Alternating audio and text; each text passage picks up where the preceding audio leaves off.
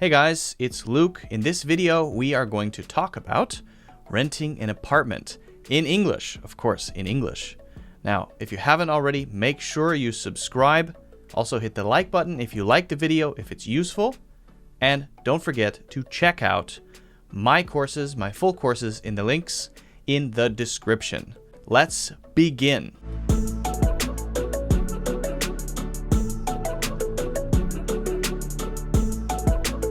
In this video, we're going to talk about renting an apartment, but we're not going to talk about the whole process. We're going to talk about only one part, but actually, it's the most difficult part. It's the part where you call the owner or the landlord of the apartment, or maybe the house or the room that you want to rent, and you ask about it. You have some questions. You want to make sure you're talking to the right person. You want to make sure it's available still. Maybe another person has rented it. And then you have some basic questions about this place, the apartment, the room, the house, whatever. Now, let's go through this piece by piece. This is going to be done as a phone call, okay? Because usually when you contact the person, you contact them by phone in America. So maybe you go onto a website like Street Easy or Zillow. There are so many different websites for finding places to live. And you find a place that looks good. Okay, so you're interested. Now, what do? Well, you would contact the person who's able to maybe show you this place, right? You might want to take a look. Let's say you want to find a 2-bedroom apartment.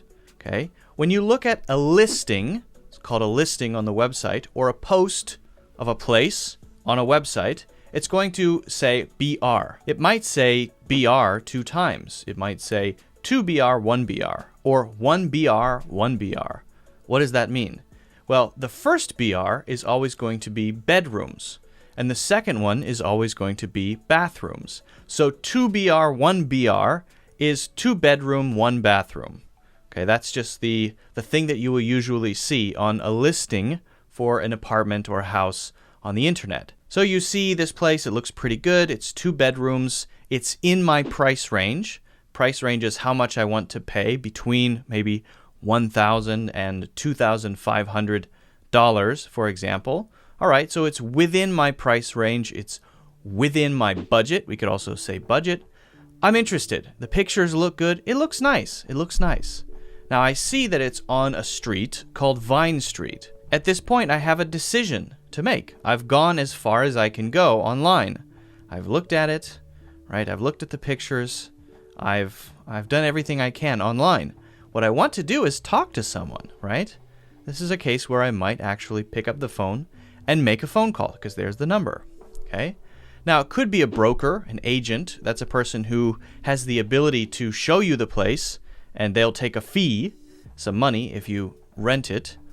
Or it could be the owner. If it's the owner, it may also be called the landlord. Okay, so let's imagine that the person who picks the phone up is the landlord. Okay, and here's how the conversation might go. Now we're going to talk about some of the things that we may need to say, some of the things that they may say in this conversation, which is a very common type of conversation if you need to rent an apartment. So let's begin with hello. Okay. The landlord, the person we're calling, says hello. This is the owner of the apartment. Let's first make sure we're talking to the right person, right? Because maybe it's the wrong number. We have to make sure it's the right person. If we call the number and we say, yes, I'm interested in renting your apartment, and the other person says, this is Starbucks. That's not going to work very well, right? That's going to be embarrassing for us and for the Starbucks person. I'll have a grande frappuccino, and wrong number. That's what you say if it's the wrong number, and you hang up. All right, so we might confirm that we're talking to the right person. So we'll say, am I speaking with, very common, am I speaking with the landlord of what? How do we name this apartment? Well, it's the 2-bedroom apartment, and it's on Vine Street. So am I speaking with the landlord of the 2-bedroom apartment on Vine Street? And then you could add, posted on Zillow. Am I speaking with the landlord of the 2-bedroom apartment that's posted on Zillow? That's a long sentence, right? but that's how we will probably say it. We could say, is this the owner of the apartment on Vine or Vine Street? Is this the owner of the apartment on Vine posted on Zillow? We could say either one of those. That's fine. Now, one thing we could do, instead of starting with confirming that this is the owner, the landlord, we might instead start with why we're calling. So we'll say, I'm calling to inquire. Inquire means ask about. I'm calling to inquire about the 2-bedroom apartment on Vine. Then we would say, is this the landlord? So we start with the purpose there, right? I'm calling about the 2-bedroom apartment on Vine Street. Am I speaking with the landlord? So it's the same as the thing we said before. It's just that we're putting it after, okay? I'm calling in regards to the 2-bedroom apartment on Vine Street. In regards to, same as about. I'm interested in the 2-bedroom apartment on Vine listed on StreetEasy. I'm interested. Now, can we say to be our apartment? No. That's what we write, okay? So sometimes we write things that we don't say. I think you probably know that, right? But we don't say, excuse me, Der Francis? We say Dr. Francis, not Der Francis. Hey, are you Mer Jones? No, Mr. Jones, right? So often we write abbreviations that we don't say. Okay, so all of those are okay, and then we would follow with, am I speaking with the owner, or is this the landlord? Now, that's the first part of the conversation complete. The next thing we have to do is make sure that this apartment hasn't been rented by someone else before we start asking questions. We've called because we want to ask a few questions, right? But we don't want to just start asking questions. Well, I want to know blah, blah, blah, blah, blah, blah, blah. Well, first we need to make sure that it hasn't been rented by anyone else. Maybe 10 minutes ago, another person paid money and now they're in the apartment. They're already moving their sofas in and using the bathroom and all of that stuff. So you might say, is the apartment still available? Is the apartment still available for rent? Okay, we could say that, for rent or not. Or we could say, I'm wondering if the apartment is still available. I'm wondering. Now we use I'm wondering when we ask all kinds of different questions. It's a very, very useful little phrase for asking questions politely, especially when we're speaking with people we don't know very well. I'm wondering if the apartment is still available. And then we could say for rent, to rent, or to see. Okay, to see means we want to go look at it. And that's just as good, because if it's available to see or to look at or for a viewing, sometimes we say for a viewing, then it's also available for rent, right? They're not going to say, oh yeah, you can come and look at it, and then it's not available. No. That would be weird if you go into the apartment and people are living there already, right? So we've got that. The landlord has said, yes, it's available, still available. Now we can say that we have some questions. We don't want to just say the question directly. We can say that we have some questions. So here are a couple phrases that we can use when we want to ask the questions. We could say, I just have a few questions, if that's okay. I just means not too many. It's meant to make the landlord, in this case, kind of relax, not 1,000 questions. Then we can add, if that's okay. It means here, if you don't mind. It's just a respectful, polite thing to do. You don't have to say it, right? But why not be more polite, right? Why not? I like to use if that's okay at the end, just to soften it a little bit. Now, if we want to say it a little more directly, but still politely, we can say, could I ask a few questions? Or, could I ask a few questions about the apartment? And then the landlord or the owner will say, yes, that's okay. Of course. Do you mind if I ask a few questions about the apartment? Do you mind? No problem. So now we have our questions. Now we need to ask our questions. What are the common questions that we need to ask before we actually go to look at an apartment? Because if these questions are not answered to our satisfaction, then we might decide not to look at it, and that will help us save time. These questions are meant to help us figure out whether we are or are not going to look at this place, going to go there to see it. The questions themselves are usually very simple. We don't want to ask overcomplicated questions, because if we do that, if we ask very complicated questions, maybe the important details of the question will be lost. So it's better to ask short, maybe yes or no questions to get simple answers, so that no information is lost, so that we can learn exactly what we want to learn. So the questions, the very common questions. Is it furnished? Is it furnished? Or is the apartment furnished? Are pets allowed? Do you allow pets? If you want to be specific, do you allow cats? Or are dogs allowed? That's fine, but it's usually okay just to say, are pets allowed? How is the neighborhood? How is the neighborhood? Now, to be clear, neighborhood is the place, not the people. How are the neighbors is asking them to make a judgment about the people. Oh, they smell terrible. No. How is the neighborhood is an okay question. How are the neighbors? Maybe not. How is the neighborhood means tell me about the neighborhood. You could say, could you tell me a little more about the neighborhood? What is the neighborhood like? These are the 3 questions that you can use to get more information. Now, this is going to have more of a description. So, for example, this person might say, oh, the neighborhood is very convenient. There are a lot of shops and restaurants nearby, coffee shops, a beautiful park, only 5 minutes away. There are a couple of really good schools in the neighborhood and a hospital. And the most important thing for many people is public transportation. So usually they'll say something like, and the nearest subway station is a 5-minute walk away. Notice I said, 5-minute walk. So I'm making it an adjective. The nearest bus station is only a 2-minute walk from the front door. Now, if they don't mention that and we want to know, we might say, how close is the nearest public transportation? Or, is there a subway stop nearby? And if I say, is there a subway stop nearby, or is there a bus stop nearby, then this person, the owner, will say, yes, there is a subway station only 5 minutes away, or the subway station is a 5-minute walk from the apartment. Okay, so that's usually how that sort of thing goes. Now, about the apartment itself, we often want to ask something like, is it furnished? Is it furnished? What does that mean, furnished? Well, furnished means it has furniture in it already. A sofa, a TV, a bed, maybe even a rug, tables, that sort of thing. Unfurnished means it's totally empty. Now, it still has a stove, maybe a TV, a microwave, and maybe a dishwasher. Those are actually appliances, not furniture. Furniture is sofa, bed, that sort of thing. So, is it furnished? Or is it unfurnished?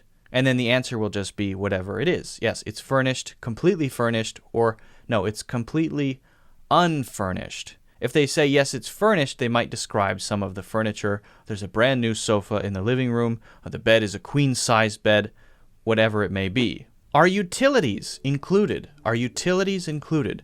What are utilities? Utilities are things like electricity, gas, water, sometimes heat. And also Wi-Fi, or actually internet, could be considered utilities as well. Now, included means it's already in the amount that you pay every month. The rent, we can just call it the rent. So if we say, are utilities included? And the answer is yes, they are.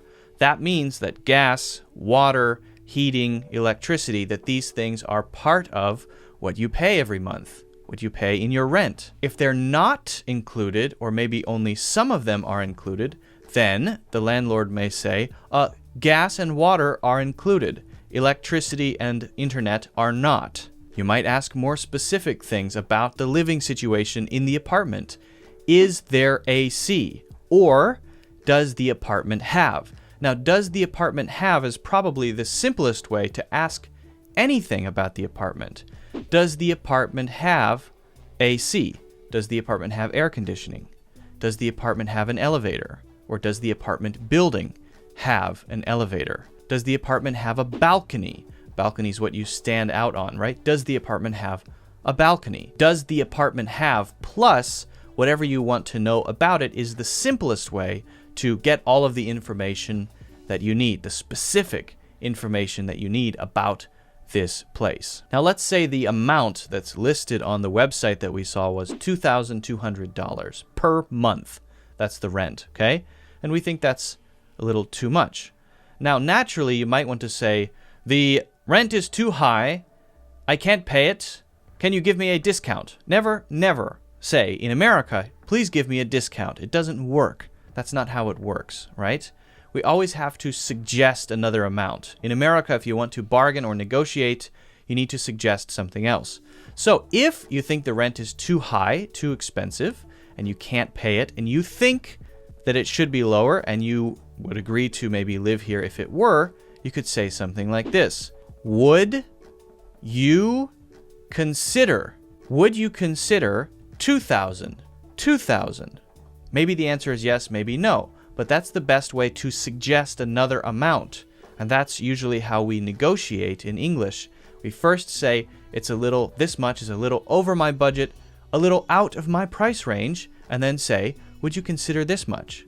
Now, sometimes we can give another thing as a way to push them toward it. Would you consider 2,000 a month if I signed a 2-year lease? So now you're giving them a good reason to agree to a lower amount. Ooh, I can get a very stable tenant, a person who rents from you. If you're the landlord or the owner, they're called a tenant, a very stable tenant. They might be attracted by that. There's certainty in that. They know for the next 2 years that they will have a stable tenant living there paying rent, so it might be attractive. So they might say, why don't we discuss it once you come and take a look at the apartment? I can consider it. So this is not agreeing, but saying, I'll think about it. Maybe we can talk about it more. At the very beginning, we have to pay extra, right? At the very beginning, we have to pay maybe the amount of a whole month of rent up front at the beginning.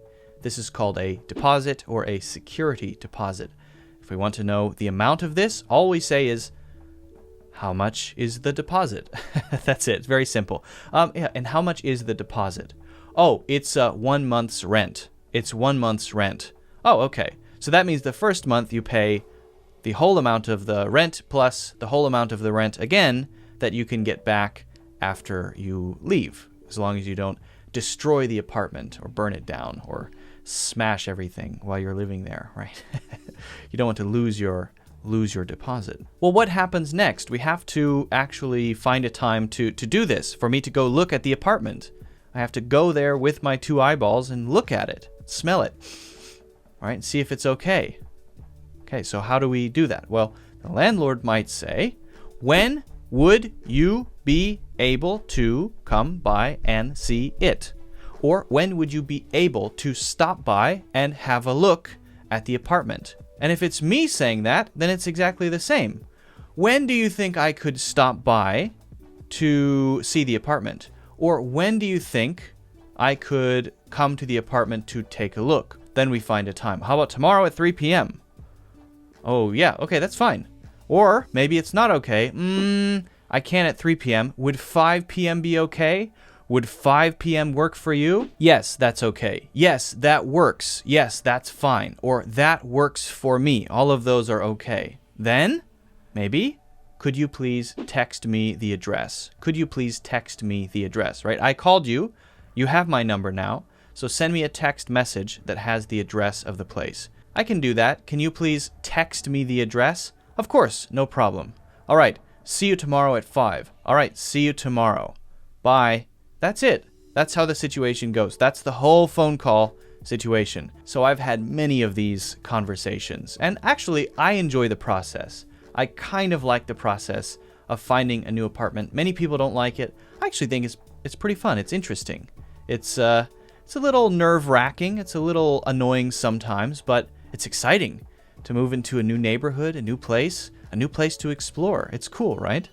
All right, guys. Well, that's it for this video. Again, if you have any questions about this topic or anything related to the topic, please let me know. Leave a comment. If you liked the video, if you thought it was useful, make sure you hit the like button. That really helps me out.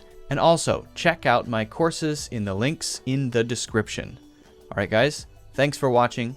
I will see you next time.